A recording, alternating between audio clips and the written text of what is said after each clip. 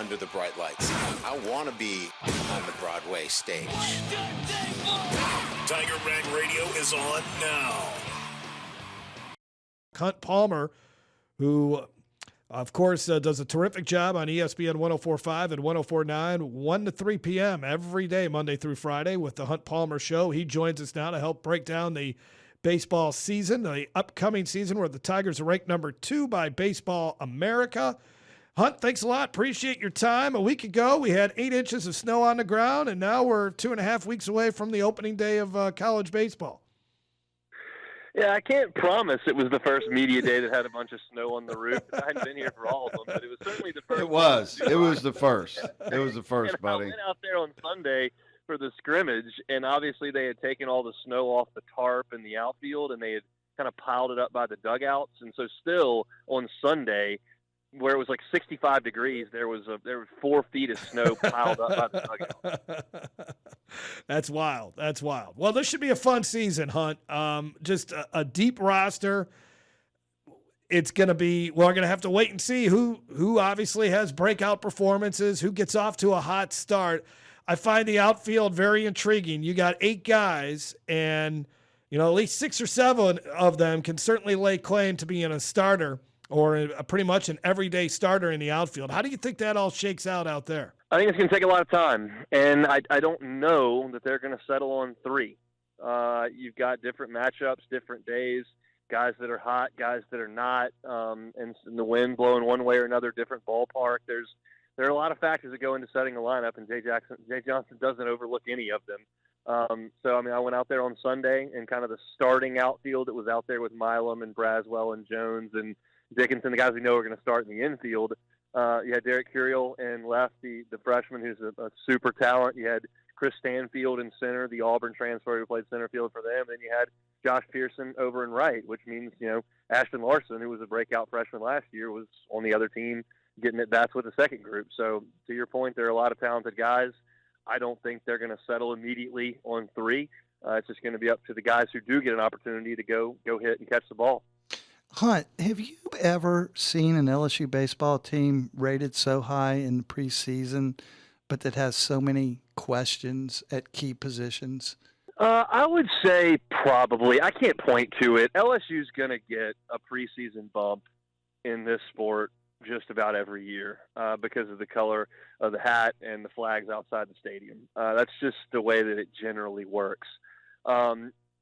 The other side of that coin is you usually don't have as much roster turnover year over year as you do now. You certainly didn't 5 or 8 years ago, and you certainly didn't 20 years ago. So from that perspective, sure, I can buy into that because LSU is now able every single year to go out and hand pick 5 starters, and that just hasn't been the case. So you're going to have a lot of questions most years. 23, I think, is going to kind of be an outlier.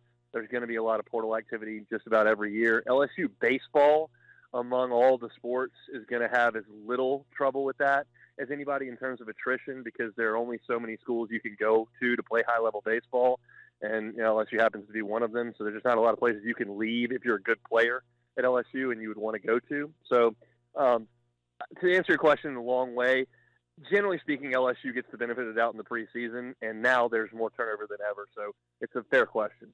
So you've been out watching the first 4 inter-squad games, or at least 3 or 4 of them, and I know you do a lot of work on LouisianaSports.net in addition to the Hunt Palmer Show, and you're profiling the catchers right now, and catcher is a big question mark. Can you go into that a little bit? Yeah, happy to. You lose Brady Neal, Alex Milazzo, and Hayden Travinski. They started 100% of the last 2 seasons at catcher. There was not a single game that LSU played over 2 years where one of those 3 was not the starting catcher. So you're starting over at that spot, and they knew that, so they had to go out there and see what they could do in the transfer portal. You bring in Luis Hernandez from Indiana State, and you bring in Eddie Yaman from Dayton, and those 2 guys did not play catcher at their respective other schools. You go get Blaze Priester, who initially started at LSU and then left after a year and went to community college for 2 years, and is a catcher, but is a bat-first catcher. And then one of the jewels of your signing class is Cade Arambidi from Houston, who is 6'3" and athletic and quick and has a big arm and hits a ton and is was a real draft risk for them back in the summer. So you brought in those 4 guys to kind of compete. And Jay Johnson said right out of the chute, entering fall practice, like, defense is what matters here. That's what we need at catcher. We got to have somebody to catch a power pitching staff, to limit stolen bases, to keep the ball in front of them, and to run a pitching staff. That's the most important thing. And that's what he went into the fall looking for. And I think when they came out of fall, Luis Hernandez from Indiana State, who, again, hasn't really caught in 2 years, was probably first. And then Cade Arambidi was right behind him. And then I think Blaze Priester was next. And Yaman's probably more of a project at this point. Priester hit the most home runs of anybody on the entire team, but he was not great defensively. So that is counter to what I was talking about initially, which is why the other 2 guys are out in front.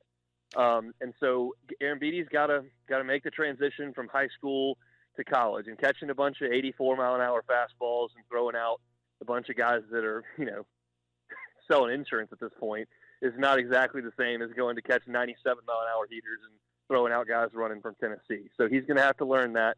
And Hernandez is kind of in the same boat a little bit, but he's 22 years old. So I think those 2 guys are going to start the first few games.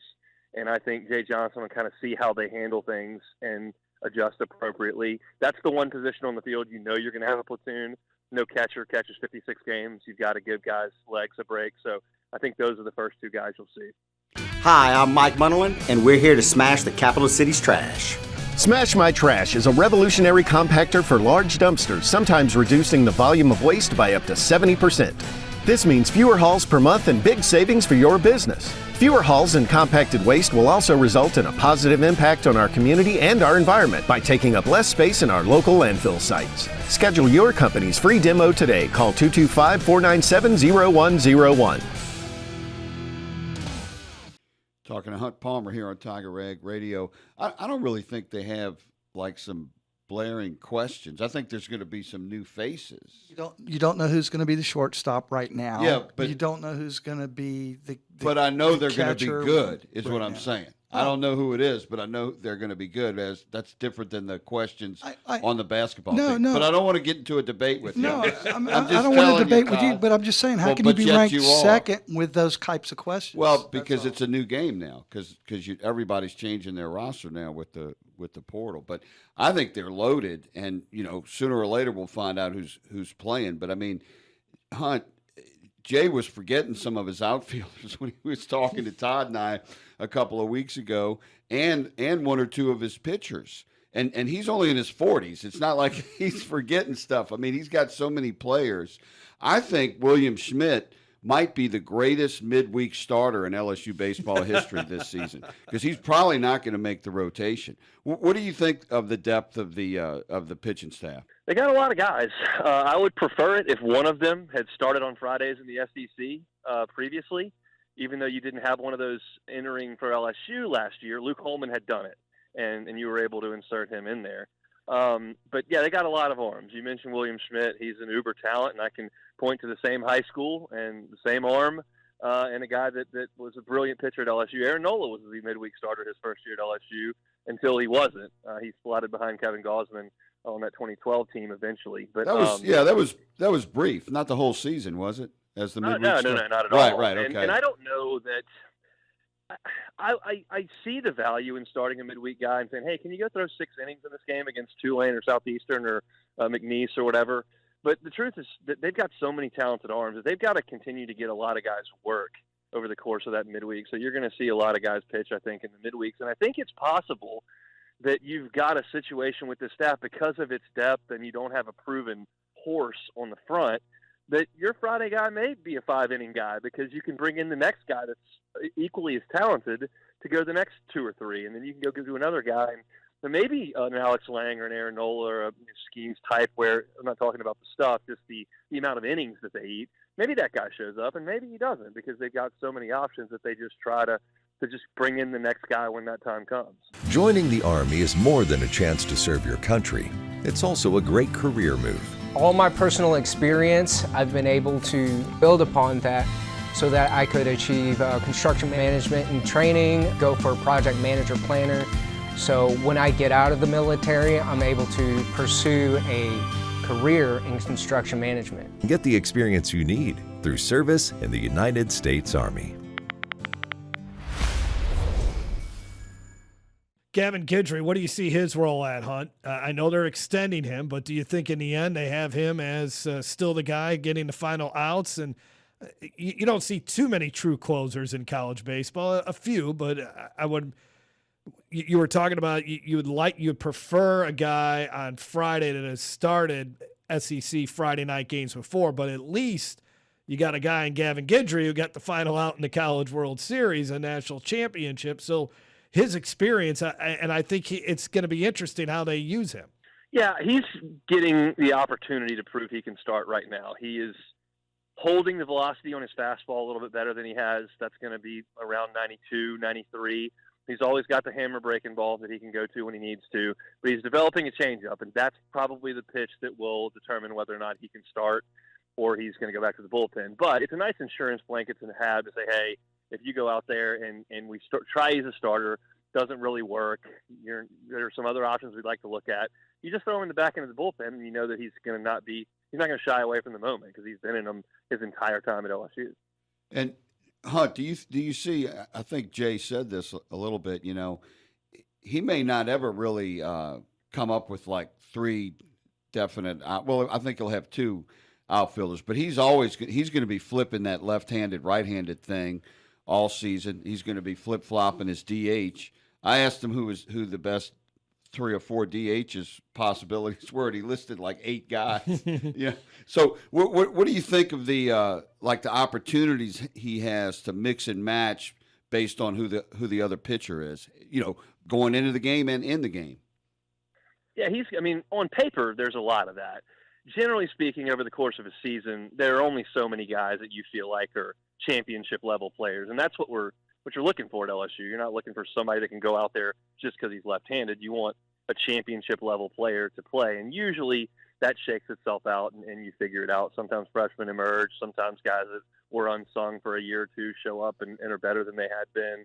But yeah, the outfield is loaded with a lot of guys, and actually most of them hit left-handed. Pearson hits left-handed, Curiel hits left-handed, Larson hits left-handed, Beck, who he mentioned, hits left-handed. There are a lot of guys that hit left-handed. Stanfield hits right-handed. Ethan Fry hits right-handed. So there are some right-handed bats. But yeah, there are a lot of guys you can mix and match and throw out there that hit from a different side or have a different skill set. Some hit for a little more power. Some run a little bit better. Some are better defenders, and that's just kind of some of the things you're going to have to look at because one week you're playing in a 97-degree box in June where it's a launching pad, and you got to go to Omaha and play where nobody can hit it over the fence. It's nice when you have a couple of different ways to try to win a game. Should be fascinating to see how Jay Johnson works this. He's got a lot of different weapons at his disposal, and how he unleashes them. It'll be very, very interesting. Hunt, thanks a lot for your time, man. We appreciate it. Keep up the good work on ESPN 104.5 and also at LouisianaSports.net, giving us all the information on what's going on with LSU baseball and more. Thanks a lot, sir. Yep, happy to do it anytime, y'all. Thanks. It's time to start betting on yourself. Louisiana 988 can help if you're dealing with tough emotions caused by gambling habits. You can share as much or as little as you want, and it's completely confidential. It's free, available 24/7, and most people who reach out report feeling better right in the moment. Call or text 988 anytime.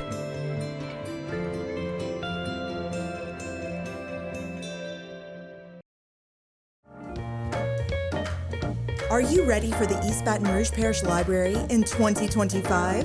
The library is ready for you. You'll have 3 opportunities to meet President Abraham Lincoln in January. The legacy of Dr. Martin Luther King Jr. will be presented at the Baker Branch. And if you've been researching your family's history, join us for the Genealogy Brown Bag Lunch.